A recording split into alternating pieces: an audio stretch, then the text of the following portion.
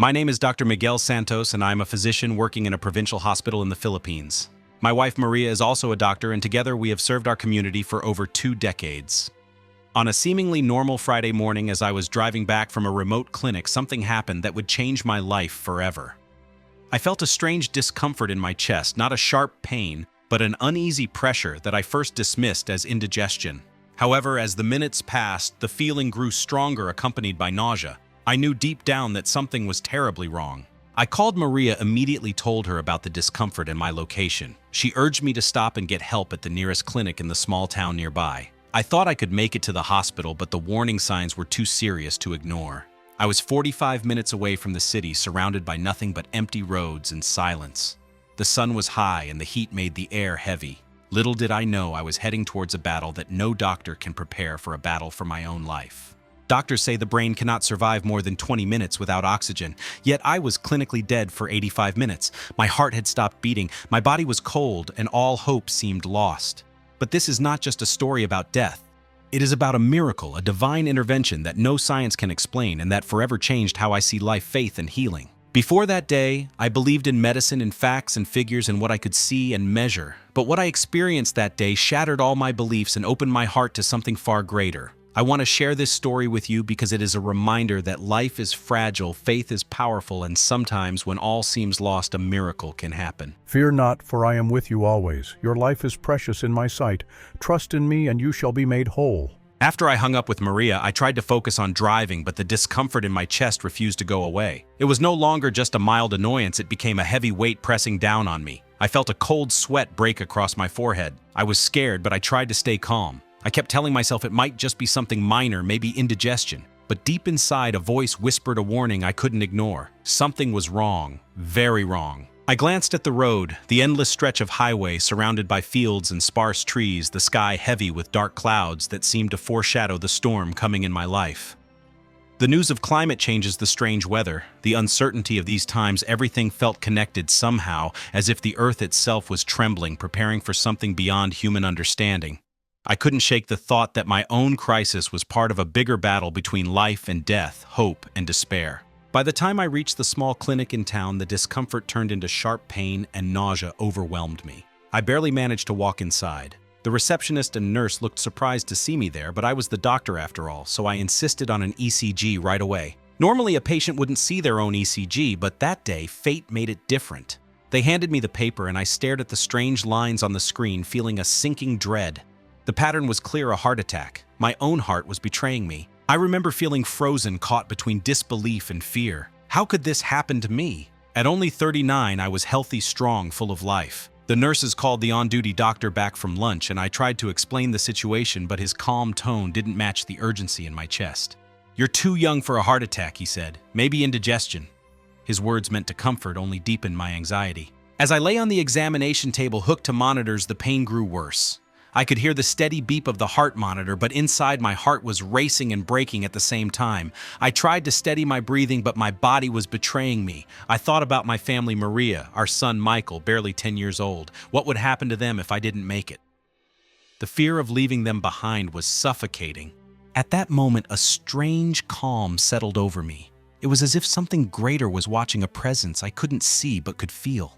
The same presence that people speak of in stories about the end times, when faith becomes the only light in the darkness. I closed my eyes and whispered a silent prayer. I wasn't sure who would hear me, but I had to believe in something. I had to believe in hope. Suddenly, everything changed. I lost consciousness, and when I woke up, everything was dark. My body was cold, lifeless. I was gone. Doctors around me fought desperately to bring me back. The machines beeped frantically, the shocks came fast and furious, but my heart refused to respond. Time stretched in agonizing slow motion.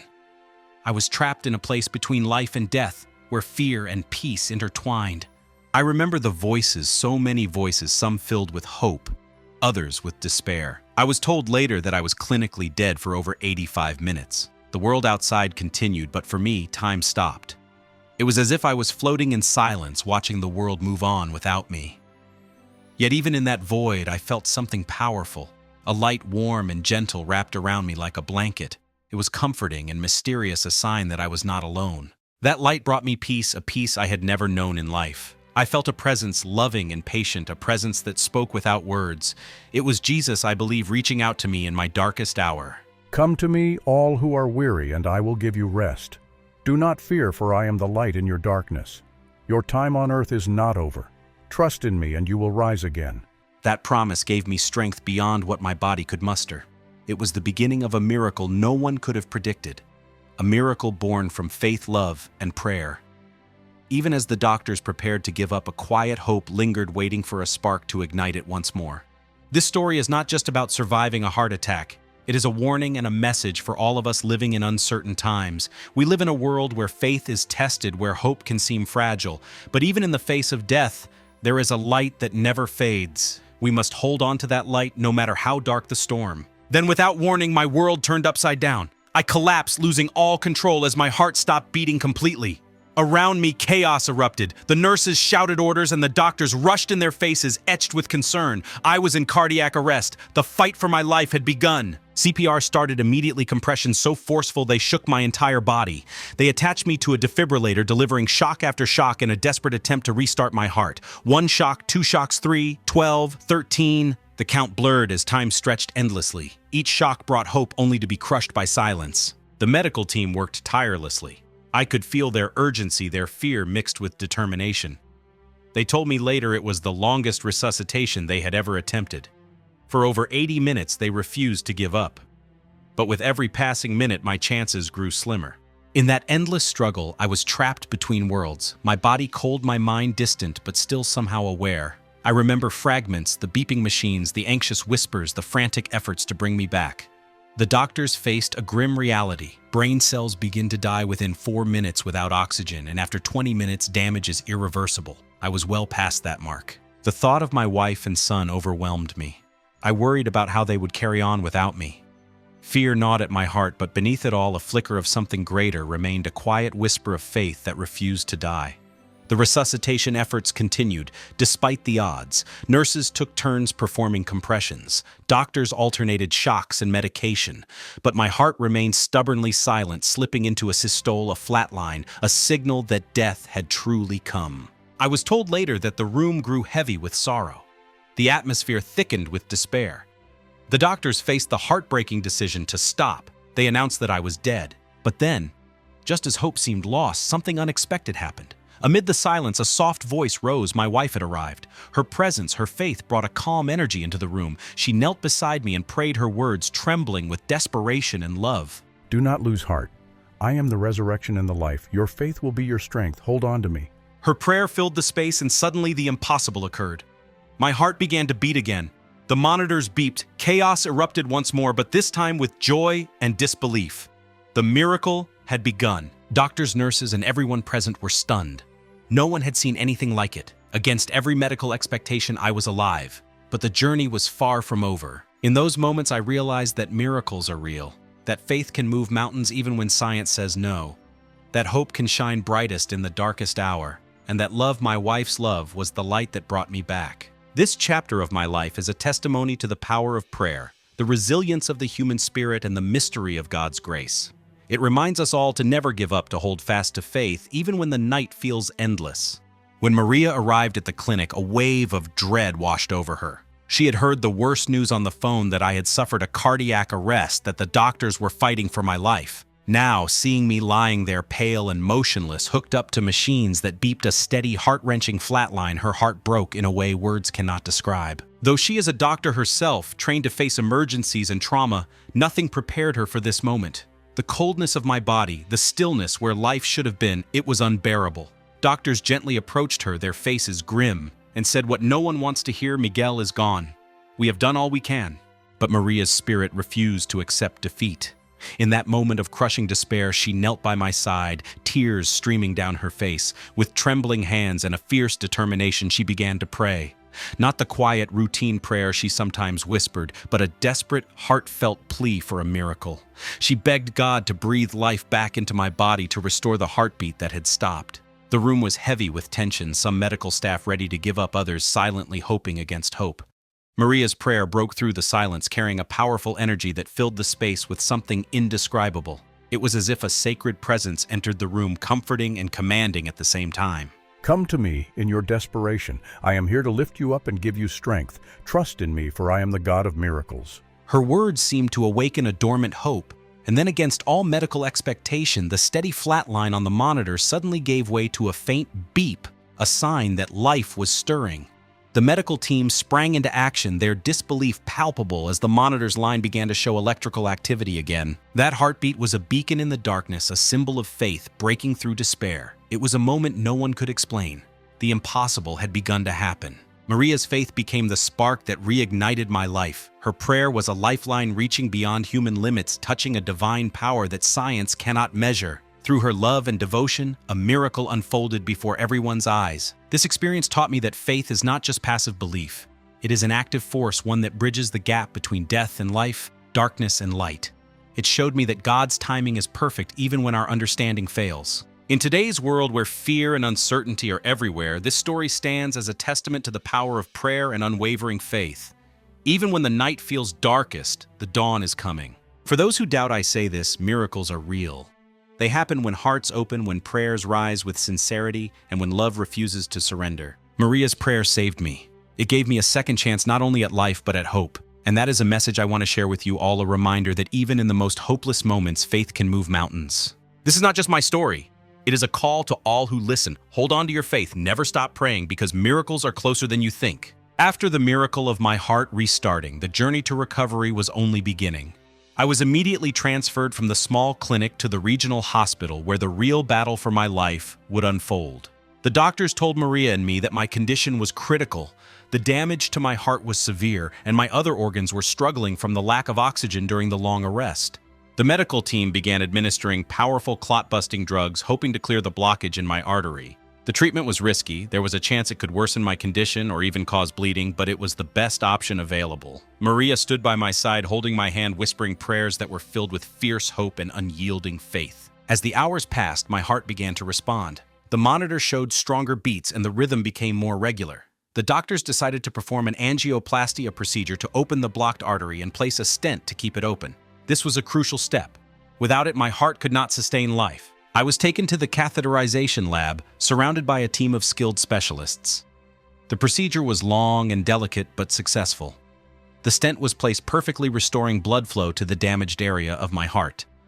Even though I was unconscious, I could feel a shift in the energy around me. The battle was far from over, but the tide was turning. Despite these advances, my condition remained fragile. My kidneys and liver were severely affected by the lack of oxygen. These organs began to fail, complicating my recovery. The doctors explained to Maria that brain damage was likely due to the prolonged period without oxygen.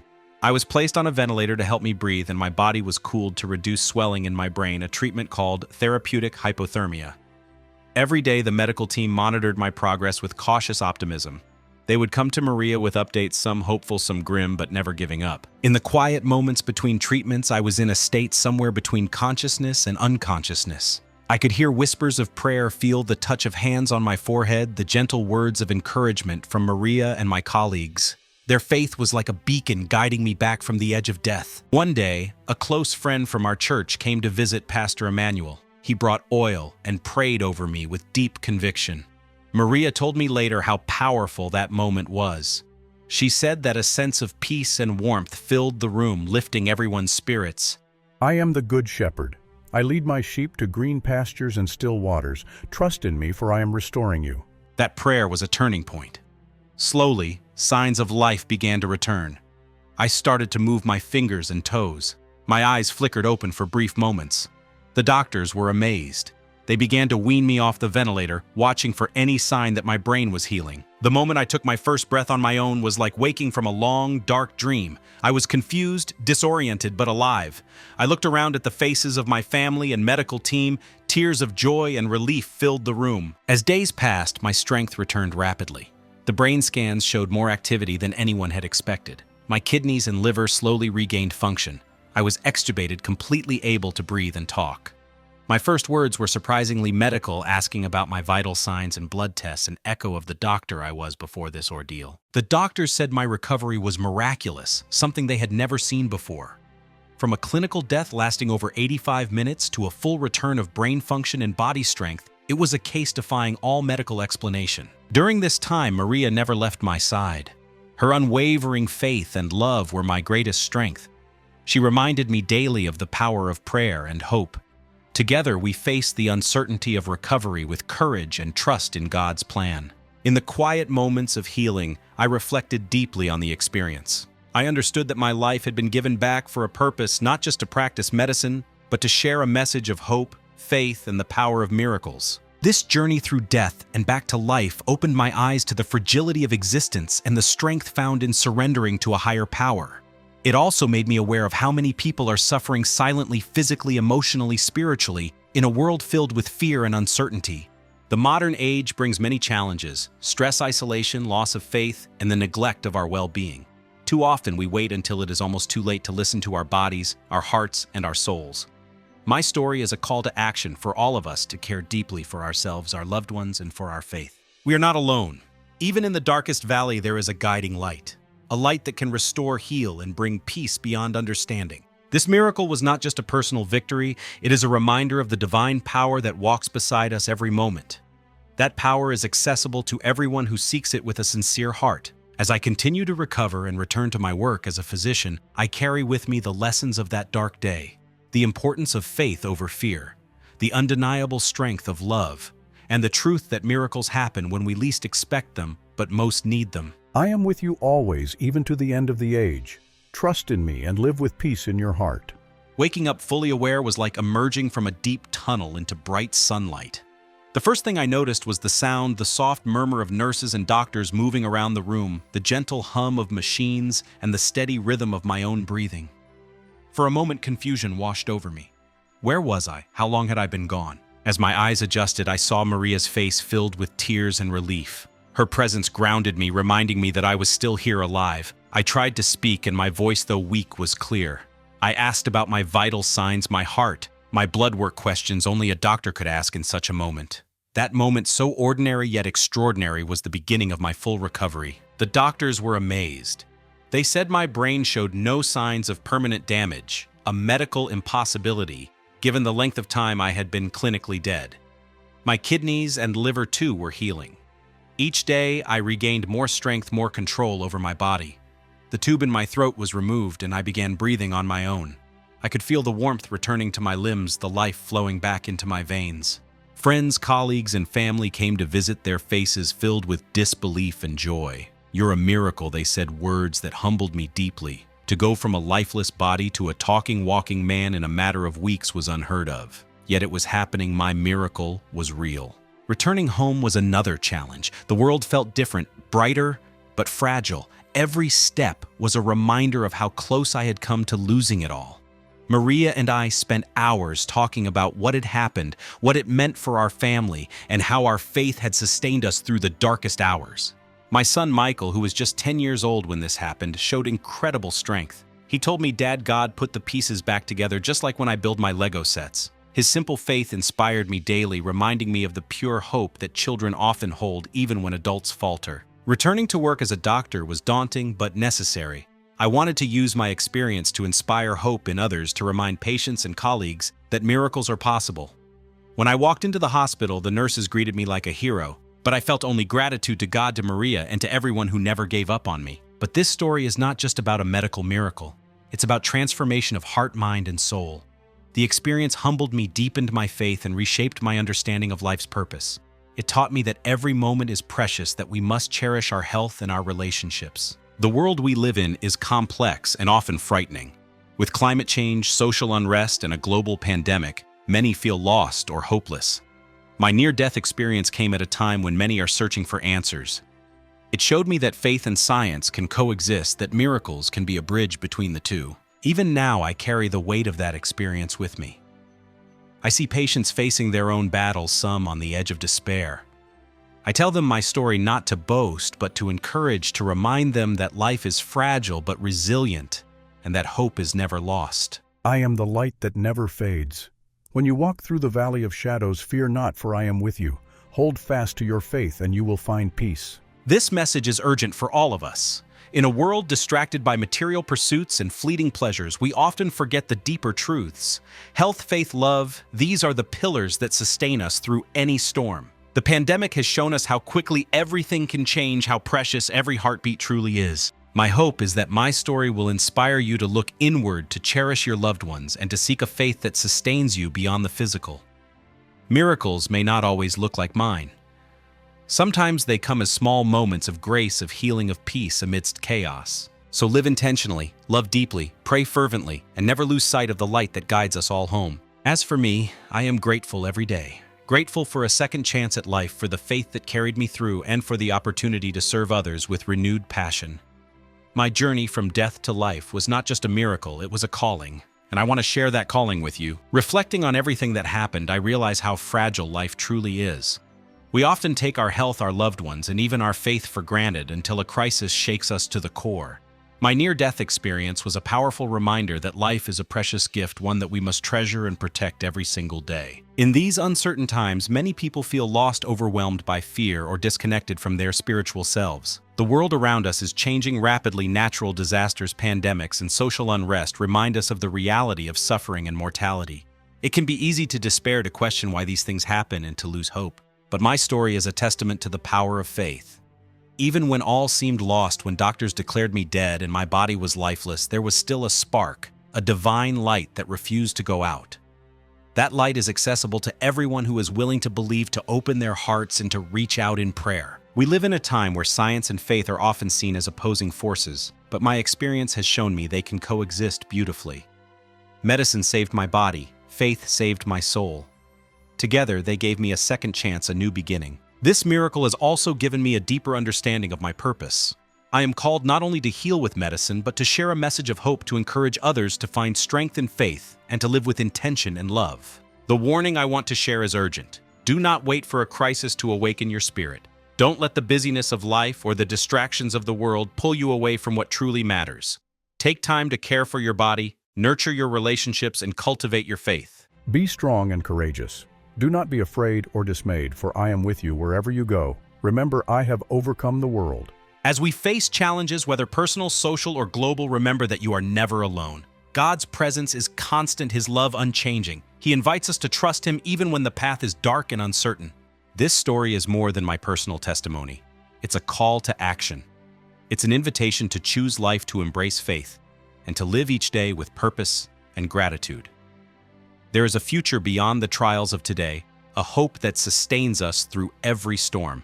In a world that often feels broken, we are called to be beacons of light and love, to support one another, to pray for healing, and to stand firm in faith. The end times may bring challenges, but they also bring opportunities for renewal, for awakening, and for miracles. My prayer is that this story encourages you to look beyond fear, to find peace in God's promises, and to share that peace with others. Life is fragile, but faith is powerful. Hope is alive. No matter where you are in your journey, remember this: a miracle is always possible. Hold on to that truth, live boldly, love deeply, and walk forward with courage. Thank you for listening to my story. If there's one thing I want you to remember, it's this: life is a precious gift, and faith can bring miracles when all hope seems lost. Whatever challenges you face today, don't give up. Trust in God's love and power to carry you through. If this story touched your heart, please subscribe to our channel and join our community. Share your thoughts and prayers in the comments below. Let's support each other in faith and hope.